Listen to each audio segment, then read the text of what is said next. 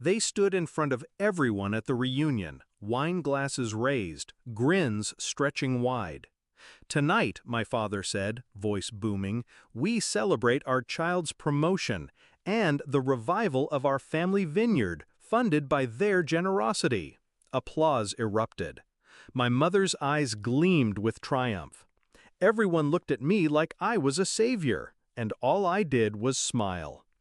The vineyard was their dream, their pride, their obsession, but it was also their curse. Years of debt, poor choices, nights where the lights flickered off because bills went unpaid. And through it all, I was the afterthought. The child told to understand the sacrifices while my clothes came from thrift shops and my tuition was a maybe. I learned early that love, in their house, had a price tag, and I wasn't worth enough. The promotion changed everything, at least for me. After years of clawing my way up, I had finally earned respect, a title, security. I expected congratulations, maybe pride.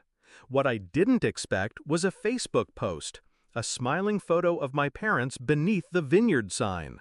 Caption: "So proud of our child who will be funding the revival of our family legacy. The Vineyard rises again." Hundreds of likes, dozens of comments, and not a single word from me. I stared at the screen, bile rising. They had turned my success into their bailout, and they didn't even ask. I didn't confront them, not yet. That would have been too easy. Instead, I waited, watched.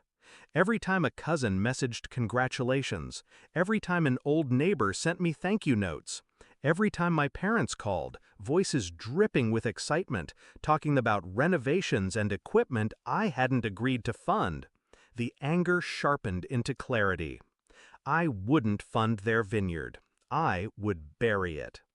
I began moving in silence. Step 1, secure my own dream, a mountain cabin, isolated, quiet, mine, paid in cash, the kind of investment no one could twist or leech from me. Step 2, document everything. Screenshots of their posts, copies of their messages bragging about money they didn't have, proof of manipulation. Step 3, choose my moment. The reunion. A room full of relatives, old family friends, people who still romanticized the vineyard. The perfect stage. The night unfolded as expected. Toasts, laughter, endless glasses of wine poured from bottles they couldn't afford. Then came the moment. My father, flushed from drink, raised his glass and announced, "To our child, the reason this vineyard will live again. $100,000 of faith in family." The room cheered. Eyes turned to me. Cameras lifted. I reached into my bag and pulled out an envelope. I slid it across the table toward my parents. "Before we celebrate," I said calmly, "why don't you open this?" My mother's smile froze. My father frowned but tore it open. Photos spilled out onto the table.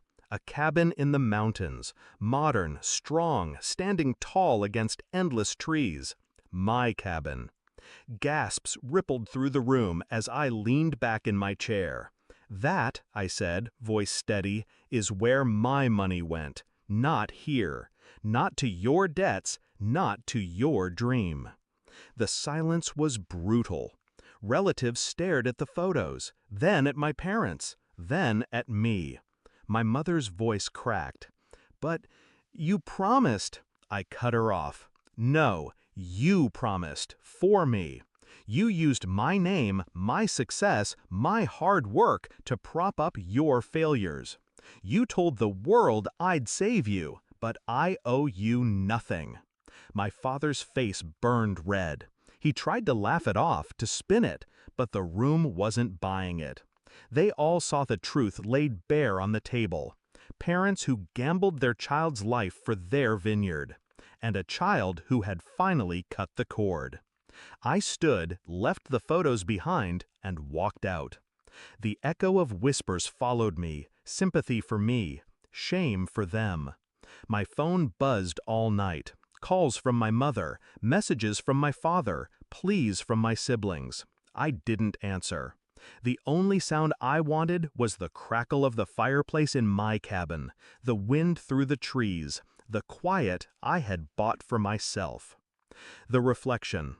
They smiled when I got promoted, not because they were proud, because they thought it was their second chance.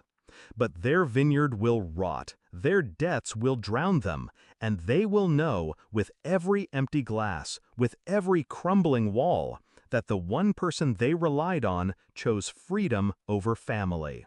They once taught me that love had a price tag. Tonight, I showed them mine. It wasn't $100,000. It was goodbye.